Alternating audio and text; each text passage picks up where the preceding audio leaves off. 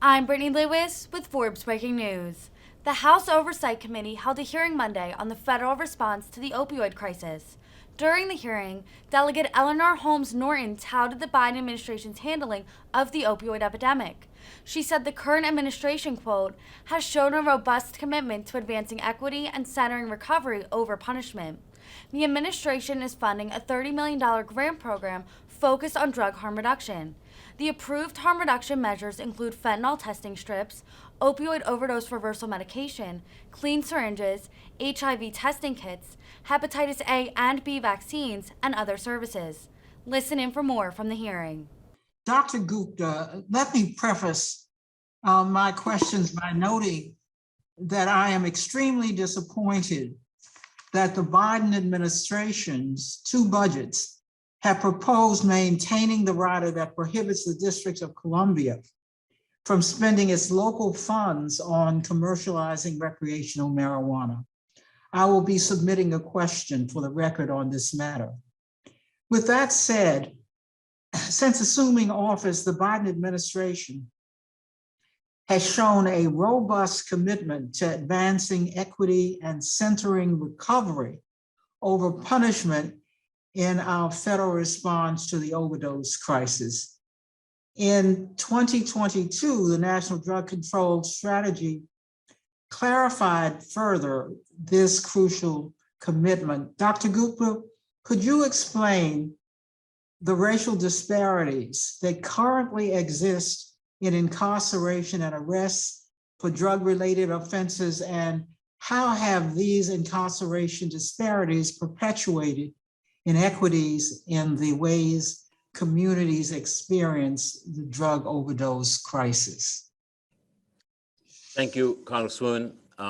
It is no doubt that the disparities in incarceration that exist and continue to exist have perpetuated a lot of challenges.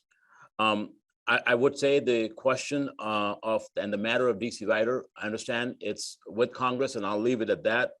And having said that, the president has been very clear that he supports decisions regarding legalization of marijuana up to individual states, but at the federal level, he has supported decriminalization of marijuana use and automatic expungement of records. And part of that reason is because of the disparities in incarceration. Now, one of the things we are doing through the strategy is looking at all of the metrics that are available to us and where the data makes sense. For example, pre-arrest diversions. We were able to put forward a state model on deflection. Deflection, the idea that for nonviolent crimes, if someone has a mental health disorder or addiction, let's get the person the help. Let's get them the treatment. Let's get them figure out housing. Let's fit them other things instead of putting them, incarcerating them. It's not only a good thing to do, prevents recidivism, but it's also cost effective for the communities. It is these type of things that the strategy looks at, is figuring out how to solve problems at a community level and making sure that we're doing that with equity with the lens of equity added. Thank you. To address inequities in our criminal justice system, the strategy urges the Department of Justice to identify opportunities to amend federal statutes requiring mandatory minimums for drug-related offenses, and it calls for greater over-governmental collaboration to address the root causes.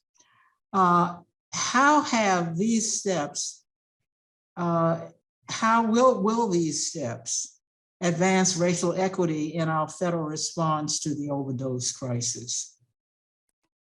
Thank you, Congresswoman. As a physician who practiced for 25 years, I've seen the effect not just for individuals, but also their family, their neighborhoods, their community. So it's important for the administration to make sure that we're looking at every option and every possible way to have both judicial independence and at the same time figure out what's the best way forward in ensuring that we are addressing equity at the same time we're addressing the drug crisis that is happening. So it's important for us, as I mentioned, to look at the alternatives. That includes drug courts. That includes making sure that people have this help while incarcerated. We know that 2 out of 3 people behind the walls have a substance use disorder or addiction. It's important for us to make sure that people are getting the treatment both behind the walls, but also upon a re-entry. And the reason for that is that's the common sense, smart way to not only save lives, but also save money and have more productive communities. As I mentioned, up to 25%, 26% of the labor force participation loss has been because of addiction, and we need to change that. And looking at it through the lens of equity is an important piece of doing that. The 2022 National Drug Control Strategy proposes steps for the federal government to better understand these racial inequities across our criminal justice system and calls for universal substance use disorder screening for people who are arrested. How will these steps help to ensure that people in incarcerated settings have access they need to treat addiction? And why is this such an important component of the fight against addiction? The gentlelady's time has expired. The gentleman may answer her question. Thank you.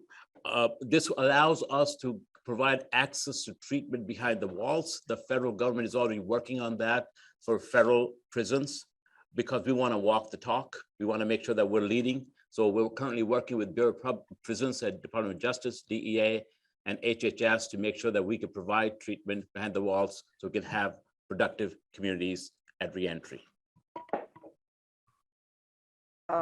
Representative Cloud, you are now recognized. Madam